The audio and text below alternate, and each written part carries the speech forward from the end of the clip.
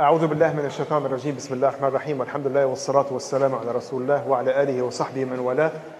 We ask Allah subhanahu wa ta'ala to help us recognize the truth and help us follow it, and to help us recognize the falsehood and help us avoid it.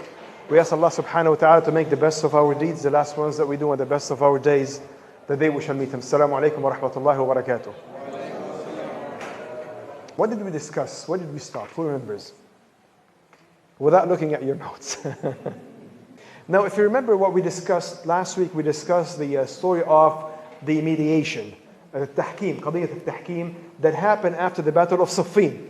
That how the side of Muawiyah and Bilad al-Sham, the Levantine area, chose Amr ibn al-As, and the side of Ali, they chose Abu Musa al-Ash'ari, may Allah be pleased with them both.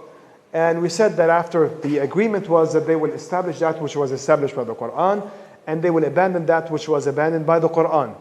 And they will stick to the guidance of the Prophet ﷺ as well.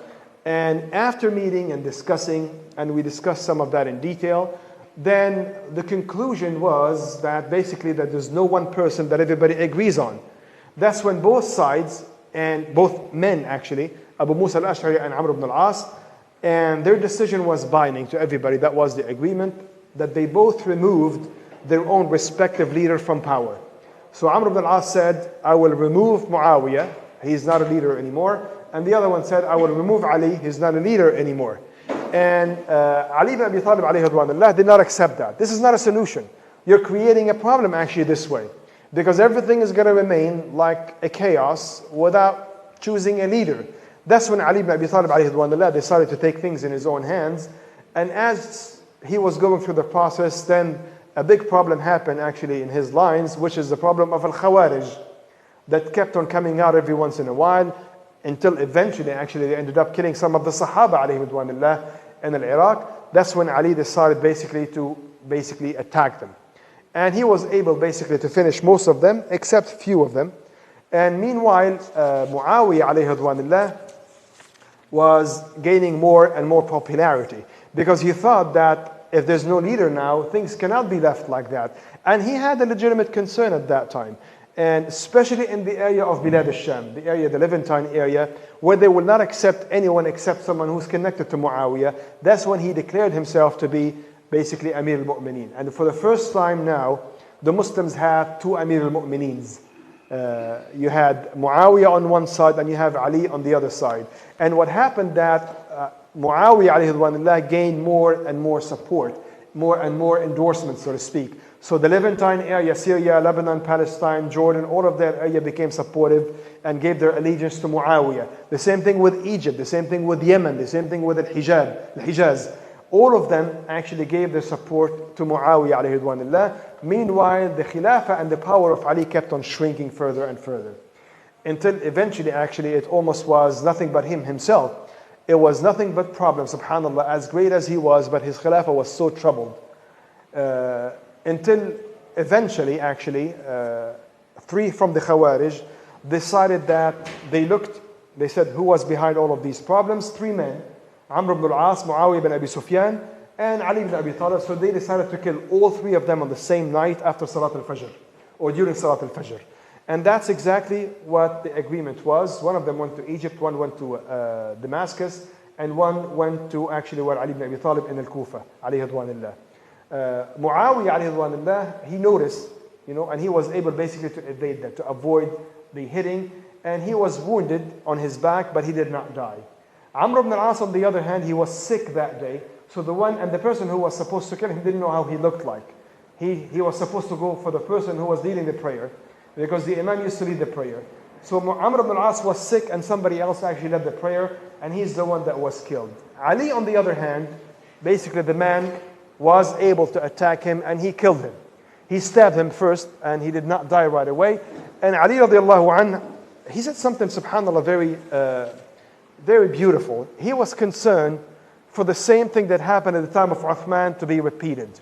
That's why he made it very clear, and he said to his own family members, he says, Ya Bani Abdul Muttalib, O family of Abdul Muttalib. He says, I don't want you to start basically going through the bloods of the Muslims. And you say that Amir al-Mu'min was killed, so we have to kill this and that. And he said, only the one who killed me should be killed if I die, and nobody else. And he said to Hassan, who was his older son, he said, if I die from him because of his attack, then you kill him, and you do not kill anybody else, and you do not mutilate him. So he was really careful about everything being preserved, and not the same story of Uthman actually being repeated. And that's exactly what happened. He died, alayhi ridwanillah, and then the man who killed him, whose name was Abdul Rahman ibn Muljim, was killed because of that. Ali ibn Abi Talib said, La ilaha illallah Muhammad Rasulullah, and he died in Ramadan, the 40th year after the Hijrah, believed to be actually the 17th of Ramadan, as I said earlier, which is the same day of Badr. So the same thing, like I said about Ashura, that the day of Badr is a day of thankfulness to Allah subhanahu wa ta'ala, and also a day of sabr, because on that day a great man died, alayhi ridwanillah. The cousin of the Prophet, alayhi salatu wasalam, his son-in-law, the first child, the first young man who became Muslim, and the one who sacrificed himself for the sake of the Prophet, alayhi salatu wasalam. And then after the death of Ali radiallahu anh, then people basically gave bay'ah to Hassan bin Ali. So Hassan was the one that was chosen in Medina, and the area where Ali was Amir al-Mu'mineen, and they told him that you will be Amir al-Mu'mineen. You'll be the person who will succeed Ali radiallahu anh. And this is of course Al-Hassan. As the Prophet alayhi salatu wasalam said, Al-Hassan and Al-Hussein are Sayyida Shababi Ahl al-Jannah, the two masters, so to speak, of the youth in Al-Jannah.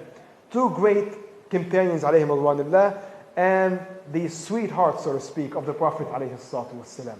Someone that the Prophet used to love very dearly. And the Prophet alayhi salatu wasalam said in Bukhari, Allahumma inni uhibbuh fa'ahibbah wa ahbib man yuhibbah. That, Ya Allah, I love him.